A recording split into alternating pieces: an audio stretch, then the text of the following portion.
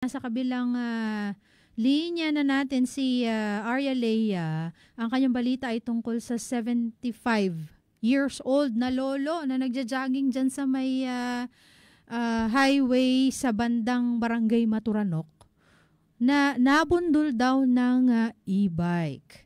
Ngayon, ididetalye niya sa atin yan kung ano na ba nangyari kay lolo. Arya Lea, pasok! Ayan, magandang tanghali po sa ating mga tagapakinig dito sa radyo natin at lalo na po sa mga nakabang sa ating Facebook live streaming ngayong araw. Nabundol ng isang e-bike o ang electric bicycle ang 65 anyos na jogger kaninang alas 5 gis ng umaga sa National Road, Gimba, Nueva Ecija, nasakop ito ng Barangay Maturanok. Ang matandang lalaki na nakilalang si Florencio de la Cruz Esteban, residente ng Purok 1, Barangay Maturanok dito sa bayan ng Gimba, habang ang nagmamaneho ng kanyang e-bike ay si Ginang Irma Gorgonya Manangkil, isang 59 anyos at residente din ng parehas na barangay. Sa kwento ng anak ni Lolo Florencio na si Ginoong Moncher Esteban, isang executive driver, bandang alas 5 ng umaga nang mag-aya ang ama na mag-jogging sila. Ngunit tumanggi siya dahil magsasamba daw siya.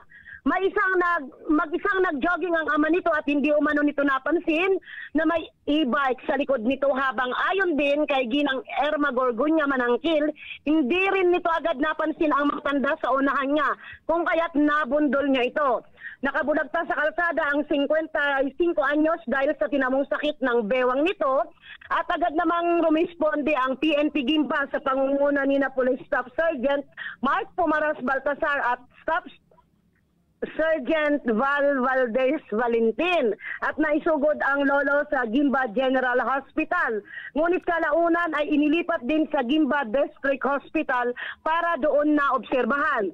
Ayon pa kay Ginoong Moncher Esteban, ang anak ni Lolo Florencio, hindi na sila magsasampa ng demanda o kaso sa dahilang willing naman daw na tumulong ang nakabundol sa kanyang ama at nagkataon nakakilala din nila ito at isang kabarangay nila.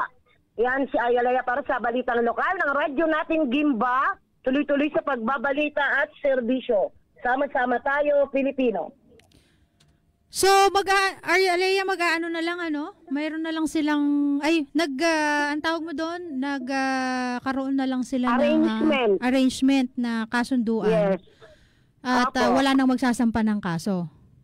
Opo. So, yung aksidente ay parang hindi napansin. Madilim ba yon ng mga panahon na yun, oras? Madilim ba ang alas 5 Gs? Alas 5:30? Medyo madalim-dilim pa daw kasama ng army kasi ito si Ginang Irma Manangkil ay papunta sa plaza para din magsumba. Yung regular na zumba sa tuwing umaga. Opo. Regular daw nagsusumba si Tita Irma.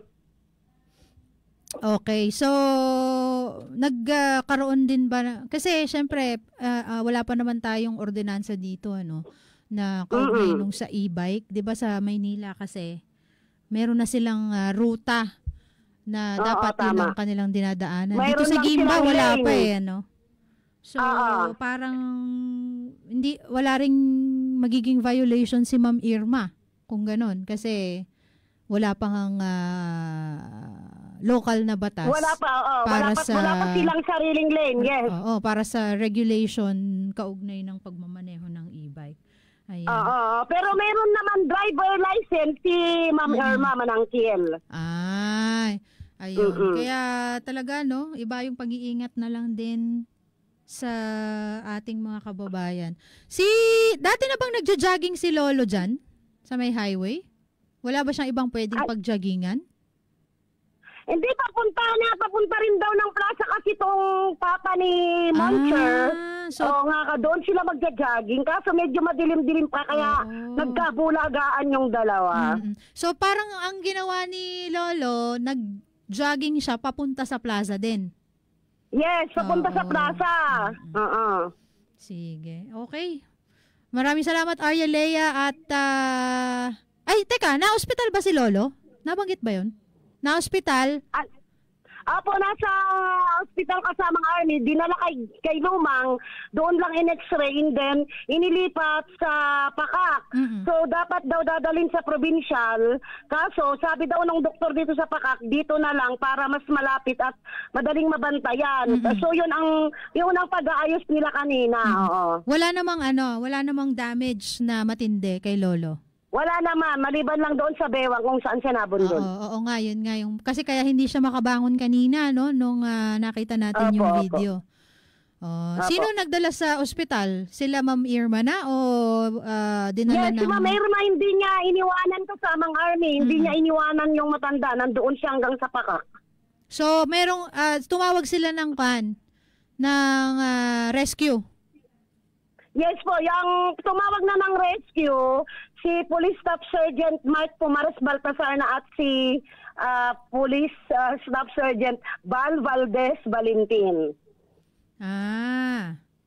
Okay, so sila na rin yung nagdala sa Pakak. Yes po, kay Dr. Lumang, tapos nilipat sa Pakak. Yes po, sila na ang nag-coordinate.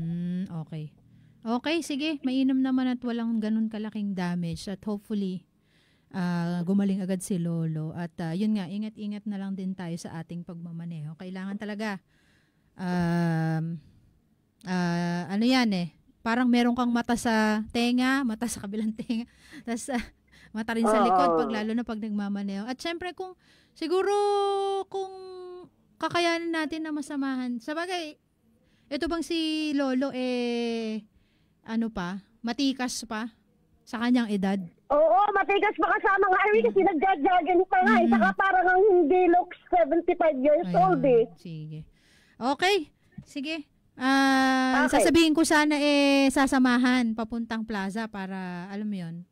At least or ihatid man lang para maiwasan na rin yung paglalakad sa highway kasi syempre highway yan 'Di ba? Opo, tama. Paano kung hindi e-bike yung nakabangga? Paano kung mas malaking sasakyan? Oo, tama. Diba? Yes.